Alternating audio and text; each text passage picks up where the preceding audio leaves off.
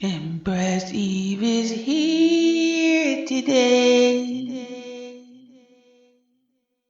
telling you what she's got to say. Empress Eve, Empress Eve, Empress Eve is here today. Good day, people. This is I, Empress E, feeling very full of beans. As you may know, the elections in the US did better than anybody could have hoped. And Mr. Trump, as usual, is not happy. His supporters are not happy. And does anybody really care beyond Trump supporters and Trump himself? I don't think so. It's a time of reckoning in their biblical language. It's a time of reckoning, peoples. So you must embrace the good with the bad. That's what I say to you. But this show is not about Mr. Trump specifically and his election, but it is about women leaders rock. And why do I think women leaders rock? Well, mainly because I'm a Bajan Empress. And as a Bajan Empress, I'm a leader in my own mind and, of course, in the world. And I look to leaders to inspire me, to inform me, to educate me about how one should be in the world to inspire and inform and educate other peoples, you know?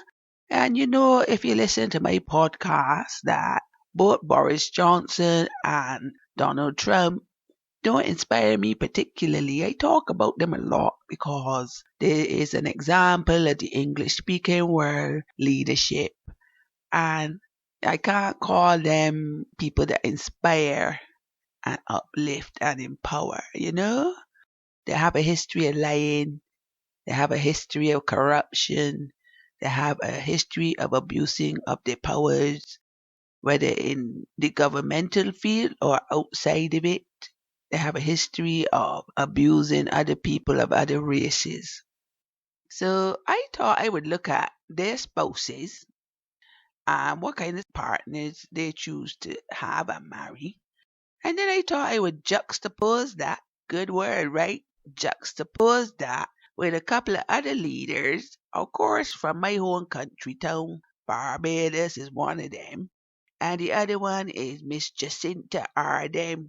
And I thought I would look at their spouses or partners or lack of partners compared to the Boris Johnsons and the Donald Trumps of the world.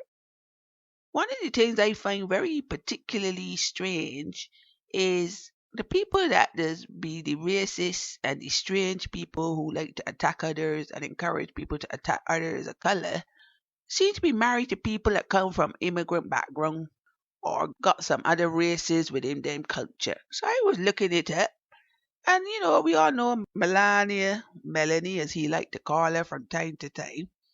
We all know Melanie is from Slovenia, former Yugoslavia, and she come to America according to the news reports illegally on an Einstein visa. She parents is immigrants; they come in illegally. It's only after she married Trump that they're now legal, but they're very quick to be attacking other immigrants. I find it strange that they marry people that have these things going on with them. I don't know what's that about. And then we have Boris Johnson. He wife that he now divorced recently because he in power with a lady he engaged to. Just had another baby. They think he got about 7 or 8. The fact that they don't know how many children he don't know how many children he got, is a testament to the man to achieve so much while behaving so badly. But his ex-wife that he was with for years, who had multiple affairs on, she mother is from India, from the Punjab. Can you believe that? It makes sense now when I think about how many people Boris Johnson appoint to his parliament that are from Indian background, that he's got a very specific delineation in his racism. So Indians, I think he considered them more intelligent or something. So, but people from the Caribbean, working class, white people who ain't educated, uh, people from America who got a tinge of color to them. He don't like them kind of people. But they like to disperse their racism in very specific ways. I find it very, very fascinating. So I thought I would look at the two women leaders that make sense to me. But first, podcast appreciation alert.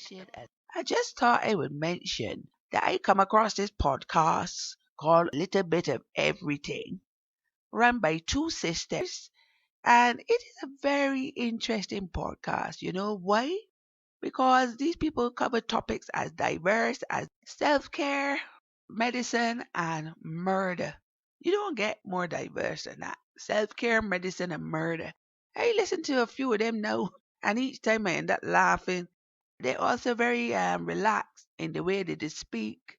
They like to swear quite a lot, I find, which has made me laugh. But they have a lot to say for themselves. I suggest you check it out. It's called Little Bit of Everything Podcast. With these sisters who call themselves best friends, they love to educate people and they love to have fun while they're doing it.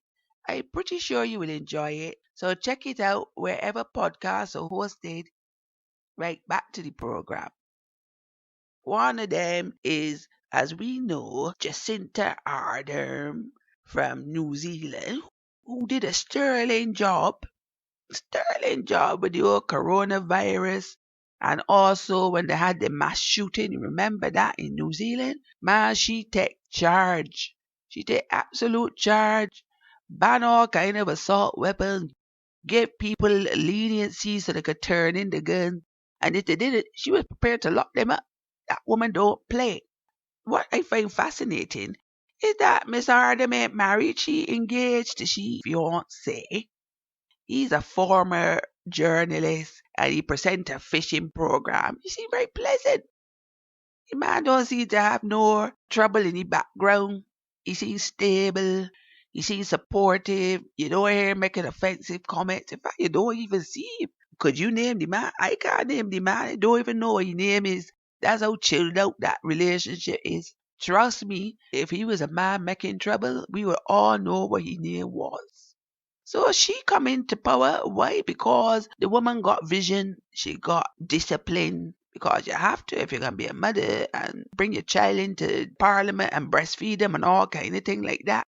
She got to have some real kahunas, and you need a partner who will support you and encourage you and not make too many waves. Because it's hard enough now for women to be doing anything, but when they become leaders of nations and countries and islands, the eyes upon you. You can't make a wrong move. I mean, in America, you can barely ask to do anything these days if you is a woman. Oh, let me mention Kamala. Yeah, Kamala, first vice president, first mixed race female vice president of Indian and I think it's Jamaican heritage. You're ticking a lot of boxes there, Kamala, and you can be president soon enough. But I digress. And then there is Mia Mottley, who is the Prime Minister of Barbados. Mia Mottley don't even have a partner. She said, I don't need a partner to get where I need to go.